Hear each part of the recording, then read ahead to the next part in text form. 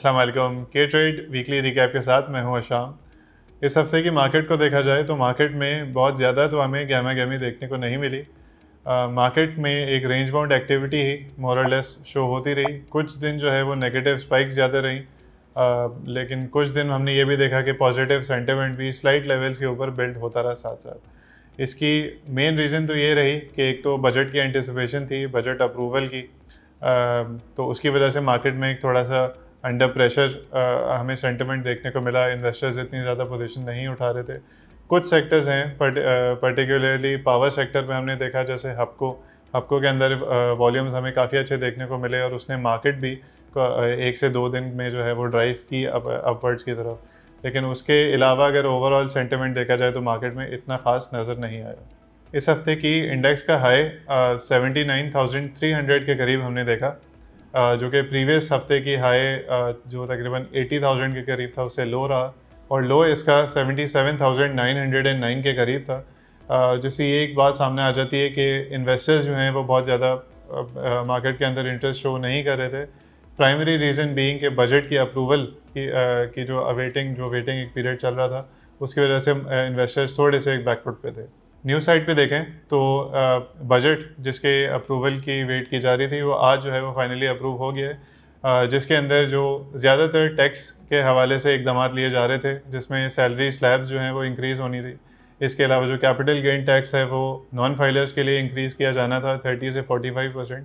वो सारी चीज़ें अप्रूव हो गई हैं। इसके अलावा जो इकदाम वगैरह लिए गए थे टैक्स से रिलेटेड, टैक्स इंक्रीज से रिलेटेड स्पेशली, वो अप्रूव हो गए।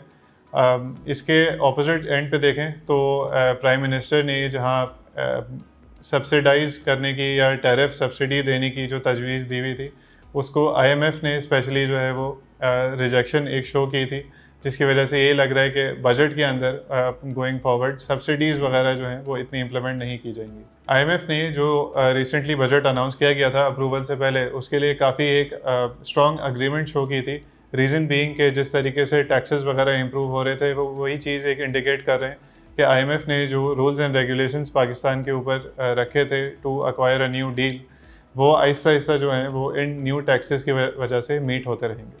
इसके अलावा फाइनेंस मिनिस्ट्री ने एक इंडिकेशन दी है कि आईएमएफ की टीम पाकिस्तान विज़िट करने वाली है इन द कमिंग डेज़, और इसमें यही एक है कि इनके जो न्यू डील है तकरीबन 7 से 8 बिलियन डॉलर्स तक की मालियत जिसकी बताई जा रही है, उस पर बात होगी।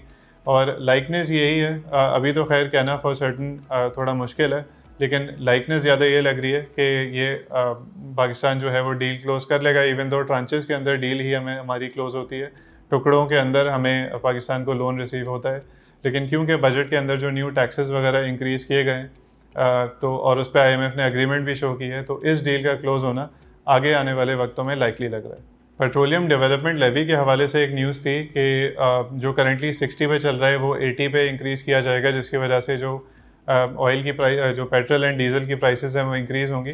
तो उसमें ये एक एक चीज़ सामने आई है कि जो पीडीएल है वो 80 के बजाय 70 तक इंक्रीज़ होगा, यानी कि ओनली 10 रुपीज़ तक की इंक्रीज़ इसमें मिल रही है, which is a positive thing for the country overall, क्योंकि इससे बहुत ज़्यादा जो है अगर इंक्रीज़ आया भी पेट्रोल एंड डीजल में तो बहुत ज़्यादा नहीं आएगा। सीमेंट सेक्टर के हवाले से देखें तो इनमें एक न्यूज़ ये आई है कि एफईडी रिवर्सल इनको लगेगा, जिसकी वजह से गोइंग फॉरवर्ड इनके जो भी क्वार्टरली या एनुअल रिजल्ट्स हैं वो काफ़ी हद तक इम्प्रूव हो सकते हैं। इनकी इनकम में काफ़ी हद तक जो है एक इम्प्रूवमेंट हमें देखने को मिल सकती है। इवन दो सीमेंट सेक्टर्स इतना डिविडेंड पॉजिटिव नहीं है, बट अगर हम इसको डायरेक्टली ट्रांसलेट करें टू द स्टॉक मार्केट तो हम ये देख सकते हैं कि सीमेंट्स के अंदर इसकी वजह से एक पॉजिटिव सेंटिमेंट बन सकता है।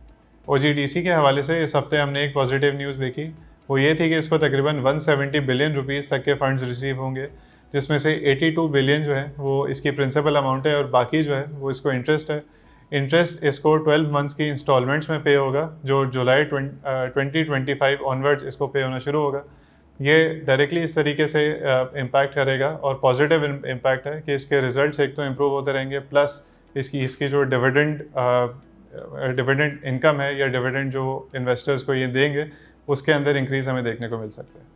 पीएसडीपी के हवाले से भी एक न्यूज़ इस हफ्ते हमने ये देखी कि 250 अरब तक का जो है इसको कट रिसीव होगा, क्योंकि ये डेवलपमेंट फंड है एंड इसमें सीमेंट्स डायरेक्टली इन्वॉल्व होते हैं, तो सीमेंट्स पे इसकी वजह से एक स्लाइट नेगेटिव प्रेशर बन सकता है।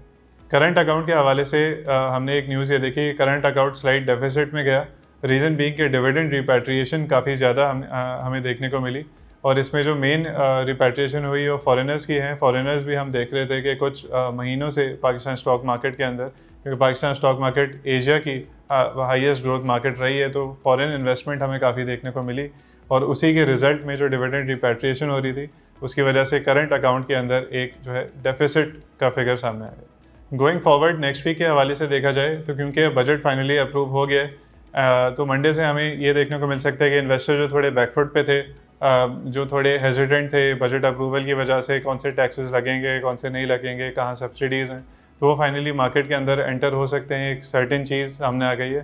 प्लस आगे कोई ऐसा नेगेटिव ट्रिगर मार्केट के अंदर प्रेजेंट नहीं है जो मार्केट को जो है पुल डाउन करे, जो वॉल्यूम्स थोड़े कम रखे। तो नेक्स्ट वीक जो है वो मार्केट हमें रेंज बाउंड टू पॉजिटिव देखने को मिल सकती है। इस हफ्ते के लिए इतना ही। Thank you.